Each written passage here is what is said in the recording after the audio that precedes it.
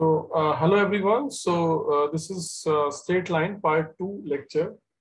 In part 1, we have discussed what is straight line, angle of inclination, slope, and slope when equation is passing, line is passing from 2 points, and equation of line passing through a point and having slope m. So we discussed in the last lecture y minus y1, m, x minus x1.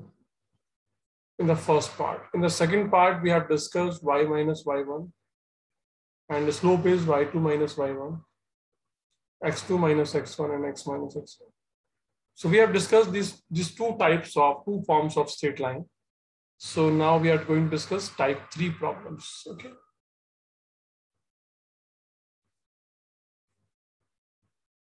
In every form, situation is different. Content is different. So type 3, it is called intercept form.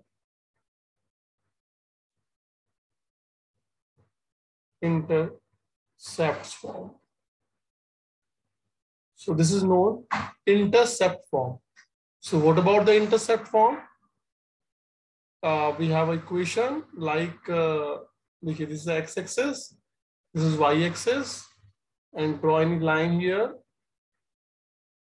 Suppose this is a line. So this is origin. So now student, this is origin. Now this point is A, where line cut x-axis, and this point B, where line cut y-axis. So maybe the situation like that, no, not restricted की line वैसी होनी चाहिए. Line ऐसी भी हो सकती है कि O है, ये A है, ये something ये B है. Okay, like that. So let us suppose कि यहाँ पर जो ये है, ये वाला जो part है, that is called OA. So OA is called x-intercept. X-intercept. And OB is called y-intercept.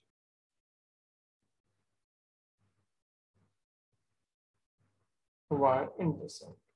तो इंटरसेप्ट का मीनिंग होता है कि लाइन एक्सिस को जिन पॉइंट्स पे कट करती है, तो उन पॉइंट्स की ओरिजिन से जो डिस्टेंस होती है, this distance is called intercept. Okay, so OA is distance along the x-axis, so it is called x-intercept.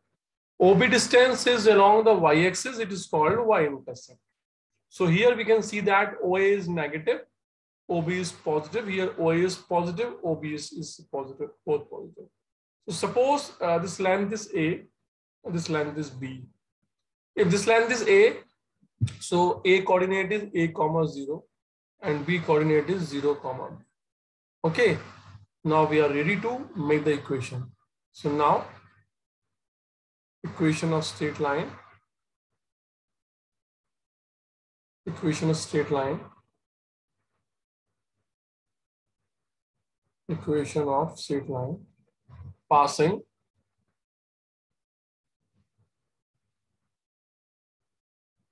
through point A, that is A comma 0 and B 0 comma B. Okay, so what will be the equation? So we have the formula, we know the formula, like 2 points से pass होने वाली equation का formula, y2 minus y1, x2 minus x1 and x minus x1. So students, we can suppose this is x1 y1, we can suppose this is x2 y2. So put all the information here, and what is you're getting? Y minus y1, that is 0, y2 b minus 0, x2 0, 0 minus a. So here x minus a. So solving both of them, that is minus b upon a, x minus a. So here is a. So y equal to minus b upon ax and minus minus plus, that is b. Okay, so shifting, it is yb plus a equal to b. So now what we are going to do here. So students, here divide by b on both sides. Divide by b on both sides. So divide by b on both sides. On both sides. So that will be y upon b, and b cancel out, so it will be x upon a equal to 1. So what you can write here, you can write here x upon a plus y upon b equal to 1. So this is the equation. This is called intercept form. So students, this is intercept form. Intercept form. Okay, अगर कोई equation of line, कोई state line x axis के साथ ए intercept बनाती है, Y axis के साथ B intercept बनाती है, तो उस लाइन की जो इक्वेशन होती है वो होती है x upon a plus y upon b equal to 1. So this is type 3, okay, type 3 problem of straight line. So I hope you understand this concept.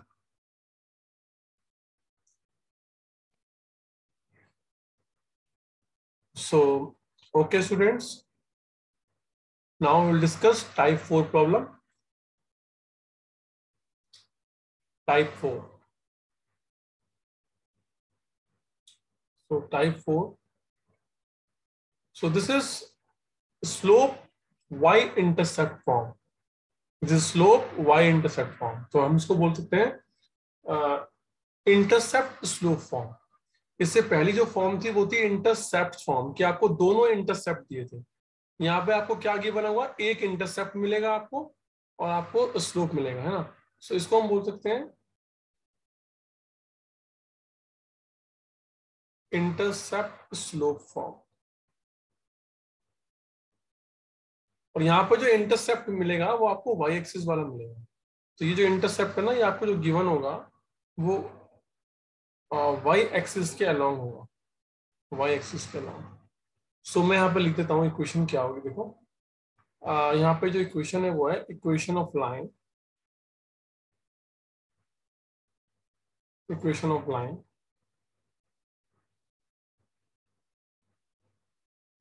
equation of line having slope m,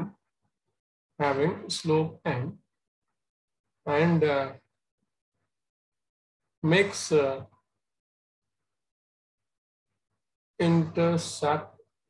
intercept c on y-axis. Y-axis will be y equal to mx plus c. देखिए ये बहुत ही famous form है. आपको कभी भी किसी equation की slope निकालना होगा तो आप इस फॉर्म को जरूर यूज करेंगे. स्लोप निकालने के लिए भी ये फॉर्म यूज होती है. समझ गए. किसी भी इक्वेशन को आप इससे कंपेयर करेंगे तो m की वैल्यू कंपेयर करके आपको स्लोप मिल जाएगा.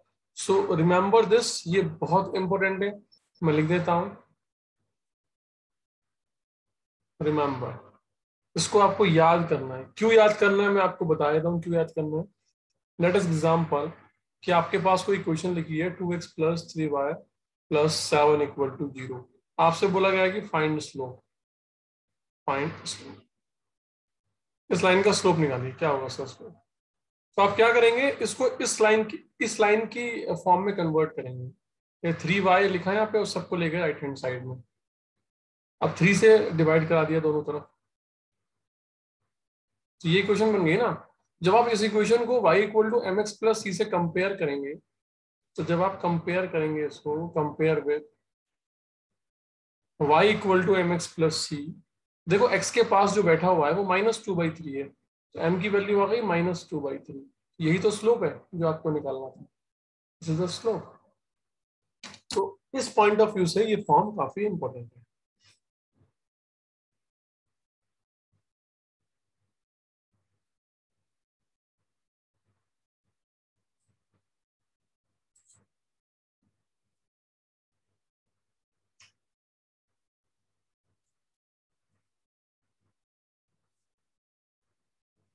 सो ठीक है. तो ये वाली जो फॉर्म है इसको हम ग्राफिकली देखते हैं कैसे बनती है और कैसे इसकी इक्वेशन आई, बहुत चीजें यहाँ पे डिस्कस करते हैं.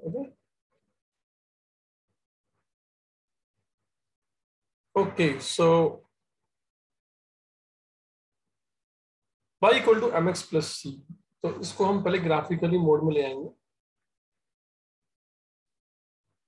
That will be better understandable. देखिए ये एक लाइन है, और इट इज वेरी क्लियर कि ये ओरिजिन है, दिस इज ओरिजिन, और यहाँ पर ये जो कट लगा है ये ए पॉइंट है, तो ये वाली जो डिस्टेंस है, ये वाली वाई एक्सिस पे जो डिस्टेंस है वाई, ये सी दिया हुआ है, ये उसने सी दिया, दिस इज सी।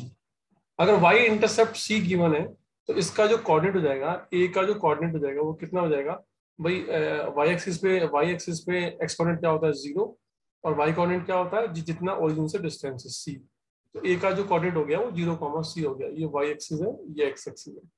सो इसका मतलब ये जो इक्वेशन है, अब ये वाला एंगल कितना है थीटा, और इसका जो स्लोप दिया हुआ है वो एम दिया हुआ है, देखिए वो गिवन है, उसकी हमें टेंशन नहीं है, स्लोप एम इज गिवन, ये गिवन है, ठीक है। और अब स्लोप एम भी गिवन हो गया, और एक पॉइंट ए है जो 0, सी है जिसकी कोऑर्डिनेट, तो दो चीजें अब हमें गिवन हो गई हैं, ये वाली बातें, ये देखो, ये हमें दो बातें यहाँ पे गिवन है। सो अब हम इक्वेशन ऑफ लाइन निकाल सकते हैं, आपको आपने पढ़ा है first form y minus y one m x minus x one, तो यहाँ पर जो ये पॉइंट है 0, सी, इसको आप x1 y1 मान सकते हैं।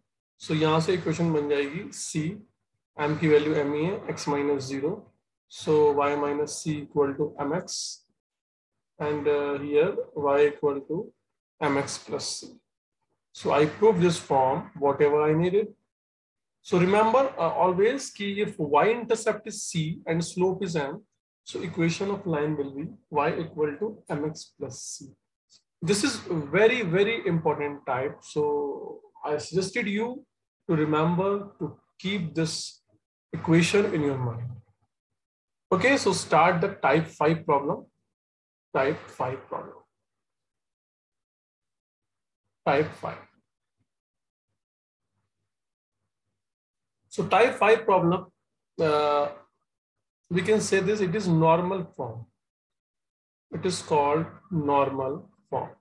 It is called normal form. तो क्या होती है नॉर्मल फॉर्म, इसके बारे में हम डिस्कस करेंगे कि what is a normal form. देखिए सिचुएशन कुछ ऐसी है बच्चों, हर एक फॉर्म में एक सिचुएशन अलग दी है, इस अलग सिचुएशन को ही हम डील कर रहे हैं। देखिए यहाँ पर सिचुएशन है वो कुछ इस टाइप की है कि सपोज ये लाइन है, suppose this is a line, okay, ये तो रफ फिगर है, आप लाइन को किसी भी डायरेक्शन में डील कर सकते हैं। ये लाइन है और ये ओरिजिन है, दिस इज ओरिजिन 0, 0, तो ओरिजिन से इस लाइन के ऊपर एक परपेंडिकुलर ड्रॉ किया आपने, perpendicular, okay, this is perpendicular 90 degree. अभी जो परपेंडिकुलर है बच्चों, यहां से यहां तक, इस पॉइंट को आप क्या, इस पॉइंट को आप ए सपोज कर लीजिए और इस पॉइंट को बी मान लेते हैं, ये एक्स एक्सिस है, ये वाई एक्सिस है। अब देखिए ये जो परपेंडिकुलर है इसकी जो डिस्टेंस है वो पी गिवन है, और ये जो परपेंडिकुलर है ये सपोज डी पॉइंट पे कट करता है, और ये परपेंडिकुलर एक्स एक्सिस की पॉजिटिव डायरेक्शन से अल्फा एंगल बनाता है, अल्फा एंगल। तो ना तो आपको लाइन का स्लोप दिया है, ना ही आपको लाइन के ऊपर कोई पॉइंट दिया है। तो बच्चों इस फॉर्म में आपको जो स्ट्रेट लाइन है जो रिक्वायर्ड है उसका स्लोप भी गिवन नहीं है, और उसके ऊपर कोई भी पॉइंट भी नहीं दिया। इंफॉर्मेशन क्या दी है कि वो जो लाइन है वो ओरिजिन से पी डिस्टेंस पर है, और वो जो डिस्टेंस है ओडी वो एक्स एक्सिस की पॉजिटिव डायरेक्शन से एंटी क्लॉकवाइज अल्फा एंगल बनाता है। तो इस इक्वेशन ऑफ लाइन, आपको लाइन की इक्वेशन बतानी है, इसको मैंने एल मान लिया, लाइन को ये एल है, तो एल की जो इक्वेशन होगी वो क्या होगी ना, इक्वेशन ऑफ लाइन, तो ये क्या है, स्ट्रेट लाइन, स्ट्रेट लाइन। तो क्या होगी इसकी इक्वेशन, देखो equation of line, equation of line ये होगी x cos alpha plus y sine alpha equal to P.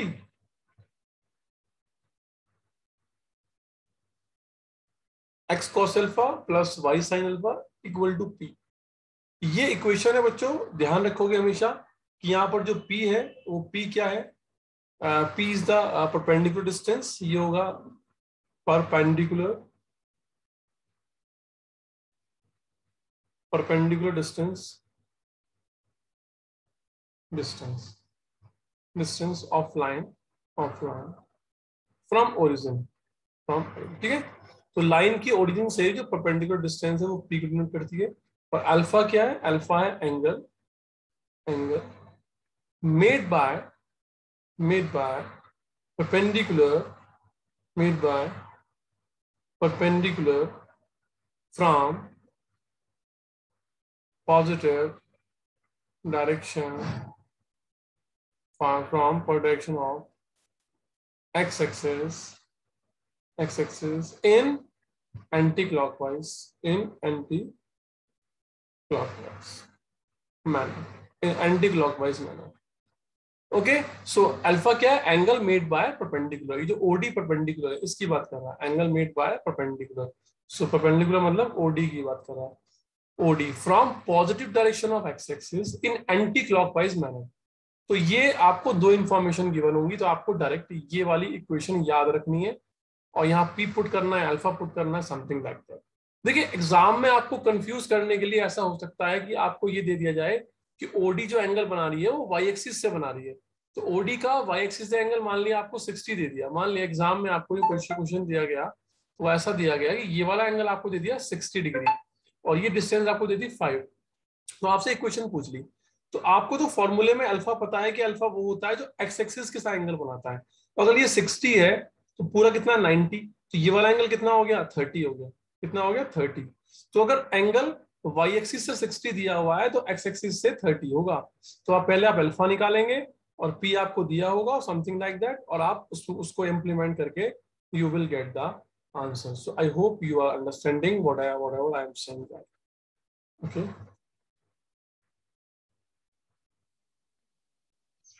So okay, this is the equation of line normal form x cos alpha y sin alpha equal to p. So now I am just going to prove this one.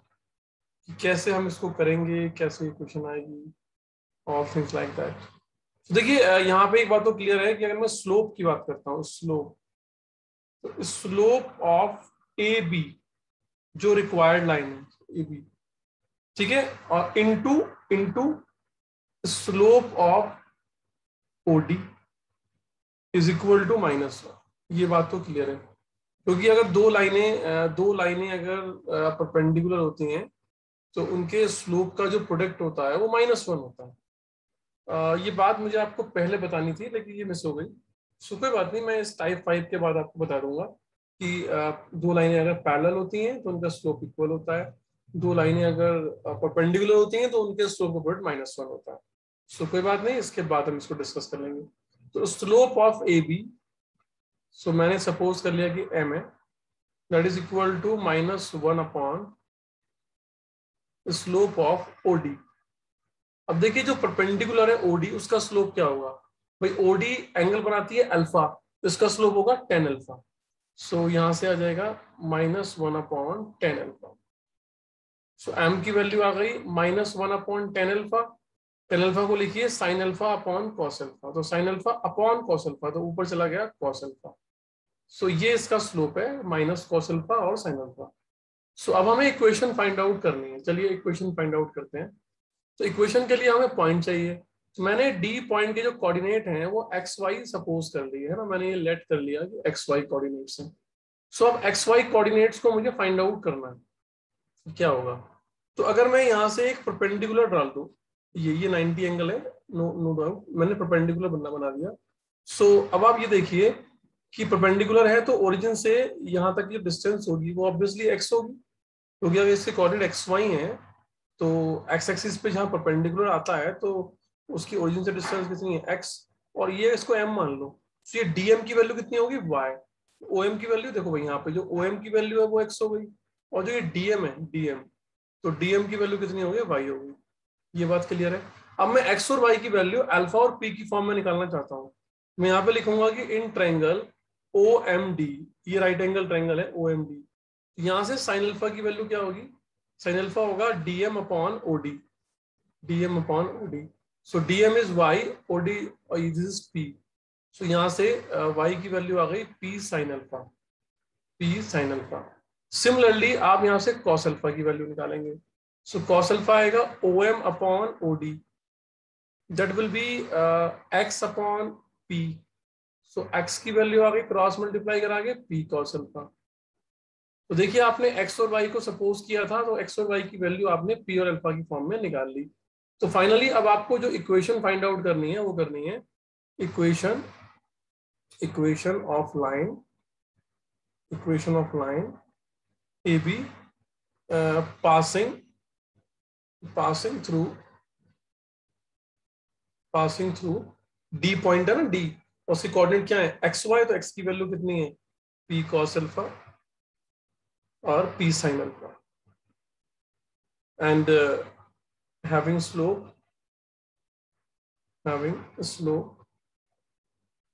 M की value कितनी है, minus cos alpha upon sine alpha. देखिए आपको ये वाली form पता ही है कि अगर कोई लाइन आपको दी है, कोई इक्वेशन है जिसको आपके पास कोई पॉइंट दिया हुआ है और स्लोप भी दिया हुआ है, तो आप उस इक्वेशन को लिख भी सकते हैं और फाइंड आउट भी कर सकते हैं। तो बच्चों आगे सिर्फ कैलकुलेशन बची है, तो ये काम आप खुद कर लेंगे। तो यहाँ पे y minus y1 m x minus x1, ठीक है, इसको आप x1 मान सकते हैं और इसको आप y1 मान सकते हैं, और m आपको दिया हुआ है, दोनों को अप्लाई करो, थोड़ा सिंप्लीफाई करो, इधर उधर मल्टीप्लाई करो, और फाइनली जो आपको इक्वेशन मिलेगी मैं डायरेक्टली वो लिख देता हूं, इतना काम तो आप कर सकते हैं। इक्वेशन मिलेगी x cos alpha plus y sin alpha equal to p। So this is a proof of normal form. So I hope you understand the concept कि normal form की इक्वेशन कैसे निकलती है। तो एक बार आप इसको देख लेंगे स्टार्टिंग से कि कैसे मैंने किया है, क्या किया है। देखिए बच्चों, एक बार में तो बहुत ही कम स्टूडेंट होते हैं जिनको समझ में चीजें आ जाती हैं। So don't compare to yourself to any other. तो आप इस चीज को बार बार सुनिए, बार बार देखिए, जिन बातों को मैं बोल रहा हूँ उनको अपनी कॉपी में फिगर आउट करके सो ट्राई टू सॉल्व कि क्या सर ने बोला है, कैसे होता है, सारी चीजों को दिमाग में कैलकुलेट करके, and definitely I am sure, I am confident you will make the idea कैसे मैंने ये प्रूफ किया है। ठीक है, अब हम स्टार्ट करते हैं कि दो इक्वेशंस अगर पैरेलल होती हैं, स्ट्रेट लाइन अगर पैरेलल होती हैं या परपेंडिकुलर होती हैं तो क्या होता है।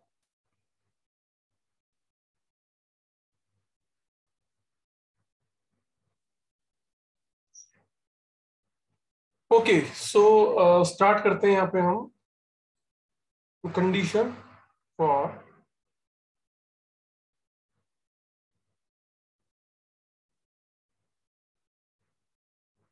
conditions for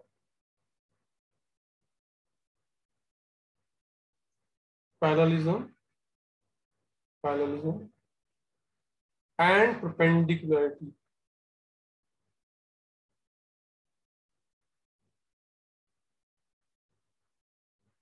Perpendicularity of lines in terms of their slopes. So ये क्वेश्चन में ये पूछना चाहता है कि दो इक्वेशंस जिनके स्लोप्स अगर आपको दिए हों, तो अगर वो पैरेलल हो और परपेंडिकुलर हो तो उनके स्लोप्स में क्या रिलेशन होगा। सो मैंने सपोज कर लिया कि L1 कोई इक्वेशन है और L2 कोई सेकंड इक्वेशन है, ठीक है। सो आई सपोज कि slope of L1 is M1 and I suppose कि slope of L2 is M2. So अगर दो equations parallel होती हैं तो how they look like, suppose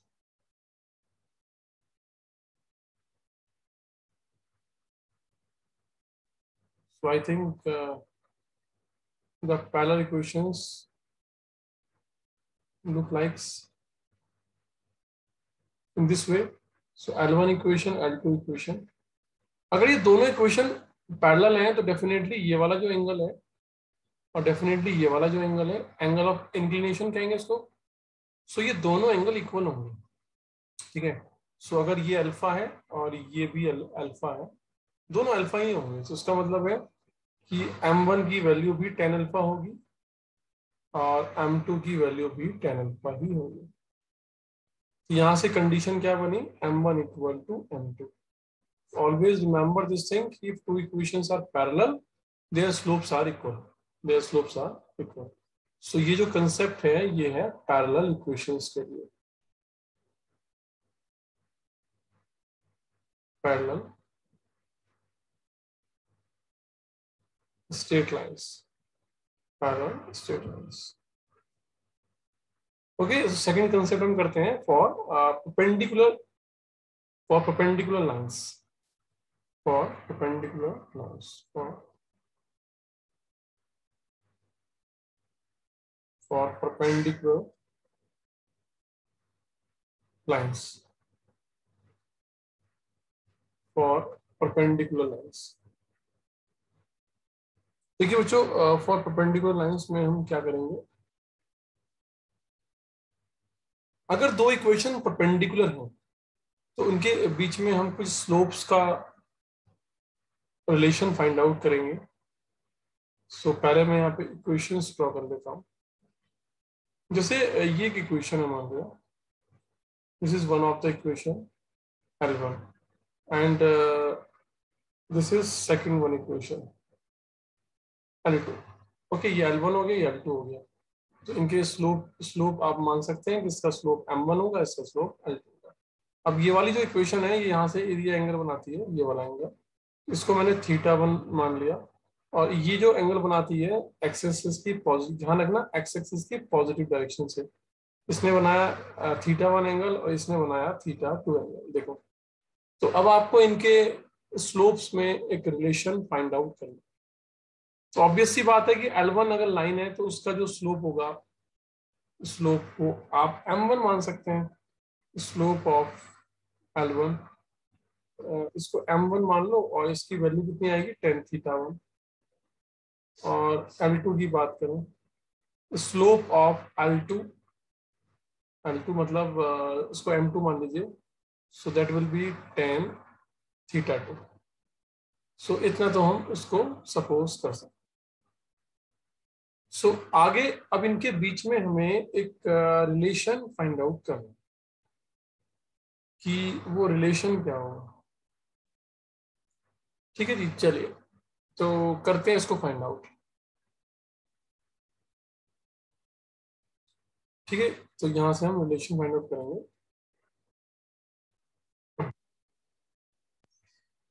तो देखिए यहाँ पर हमें एक प्रॉपर्टी लगानी होगी। मैं यहाँ पे इसको बना देता हूँ ट्रायंगल। देखो ये एक ट्रायंगल बन रहा है। आपको मैंने ये येलो शेड में एक ट्रायंगल दिखाया है, ये ट्रायंगल है। इस ट्रायंगल में देखिए ध्यान से, इस ट्रायंगल में जो ये वाला एंगल है ना, ये वाला जो एंगल है, ये एक्सटीरियर एंगल है। ये जो θ2 है दैट इज एक्सटीरियर एंगल। यहाँ पे ये वाला जो एंगल है दैट इज 90, ये 90 हो गया। और ये वाला एंगल आप कितना निकाल सकते हैं, ये वाला एंगल। सो इस एंगल को भाई, अगर ये θ1 है तो ये वाला एंगल हो जाएगा 180 माइनस θ1, क्योंकि लीनियर पेयर से है ना, लीनियर पेयर एक ही लाइन पे जो एंगल बनते हैं वो 180 बनते हैं, sum of the two angles on a line, है ना। तो ये वाला एंगल कितना हो गया, 180 होगी। ये पूरा एंगल कितना है, 180। ये θ1 कितना हो गया, 180 माइनस θ1। तो इस ट्रायंगल में ये 90 है, ये 90 है, ये 180 माइनस θ1 है। I am repeating my statement कि ये 90 हो गया और ये 180 माइनस θ1 हो गया। ठीक है, और ये बाहर जो बैठा है ये θ2 हो गया। सो इतनी बात आप लोगों को समझ में आ गई होगी। तो इस हिसाब से अगर हम इस वाले एंगल की बात करें तो ये एंगल कितना होगा। देखिए ये वाला 90 है, ये 180 माइनस θ1, तो ये वाला कितना होगा। तो भाई इस वाले एंगल को, इस वाले एंगल को अगर मैं x मान लूं, ये एंगल x है, तो भाई x plus 90 degree plus 180 minus θ1, तो एंगल सम प्रॉपर्टी से टोटल कितना आएगा, 180। अब ये 180 से 180 कट जाएगा, तो आपको x चाहिए, तो x की वैल्यू आ गई θ1 माइनस 90 डिग्री। तो ये कितना आ गया, θ1 माइनस 90 डिग्री आ गया। तो इसका मतलब है ये वाला एंगल θ1 माइनस 90 है और ये वाला θ2 है, और ये दोनों क्या है, वर्टिकली अपोजिट एंगल। तो वर्टिकली अपोजिट एंगल के कंसेप्ट से θ2 एंगल किसके इक्वल हो गया, x के इक्वल हो गया। तो θ2 एंगल की बात होगी θ1 minus 90। So I think so आप ऐसे लिख सकते हैं। तो θ1 की वैल्यू हो गई 90 डिग्री प्लस θ। तो भाई ये इन दोनों में डिफरेंस आया। अब अगर मैं यहाँ से दोनों तरफ, यहाँ से मैं दोनों तरफ tan ले लूं, तो tan θ1 किसके इक्वल हो जाएगा, tan 90 डिग्री प्लस थीटा 2 पे। अब आपको पता है कि tan 90 प्लस कहाँ पे जाता है, सेकंड क्वाड्रेंट में, तो सेकंड में tan क्या होता है, नेगेटिव, और 90 पे tan चेंज होता है कॉट में, ये आ गया कॉट, ये हो गया tan थीटा 1।